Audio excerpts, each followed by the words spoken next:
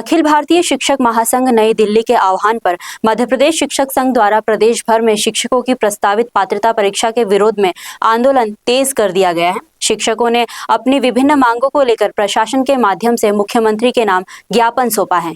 शिक्षक संघ के पदाधिकारियों ने बताया कि वर्ष 2010 से पहले नियुक्त हजारों शिक्षक सालों से अपनी सेवाएं दे रहे हैं। सरकार द्वारा अब उनके लिए पुनः पात्रता परीक्षा अनिवार्य किए जाने का निर्णय शिक्षकों के हित में नहीं है।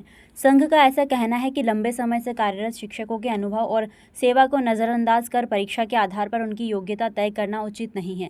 संघ के प्रतिनिधियों ने ये कहा है कि यदि कोई शिक्षक इस परीक्षा में सफल नहीं हो पाता है तो उसकी सेवा समाप्त करने जैसी कार्रवाई की संभावना जताई जा रही है, जिससे शिक्षकों में भारी असंतोष की स्थिति है। उन्होंने इसे शिक्षकों के सम्मान और रोजगार की सुरक्षा के खिलाफ बताया। पदाधिकारियों ने कहा कि टीचर्स सालों से शिक्षा व्यवस्था को मजबूत बनाने में महत्वपूर्ण भूमिका निभा रहे हैं। ऐसे में उन्हें बार बार परीक्षा के दबाव में डालना उचित नहीं है।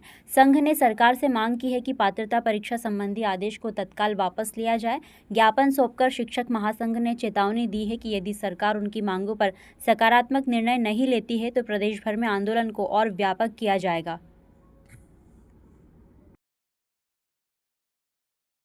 परीक्षा देने के कहा जाए और इसके खिलाफ जो न्यायालय विरुद्ध फैसला जिसमें कुछ बातों को ध्यान दिया और इसको केंद्र सरकार के माध्यम से अध्यादेश का बदला जा सकता है। माननीय अधिकारी महोदय के माध्यम से हमारे प्रधानमंत्री नरेंद्र मोदी जी अध्यादेश का कर और उसको जो नियम बाद में लाया जाए पहले के बाद में नियम करने उनको दो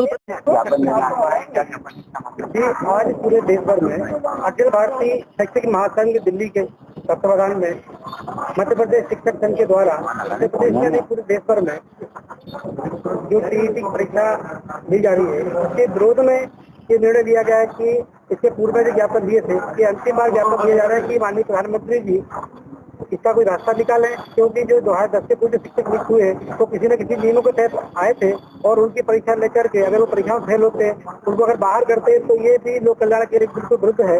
हमको पूरा विश्वास है कि माननीय प्रधानमंत्री जी और मुख्यमंत्री जी इसमें कुछ निर्णय लेंगे और इस परीक्षा को निरस्त कराएंगे, क्योंकि ये परीक्षा जो है कहीं न कहीं नियमों के बिल्कुल विरुद्ध ली जा रही है। बार बार जो परीक्षा ली जाती है गलत है। किस तरह की परीक्षा होती है, क्या पूछा जाता है, किस तरह की किया गया है कि जो 2010 के पहले जो नियुक्त हुए शिक्षक उनकी परीक्षा लेंगे और अगर वो परीक्षा में फेल होते हैं तो उनको उनकी सेवा से बाहर किया जाएगा।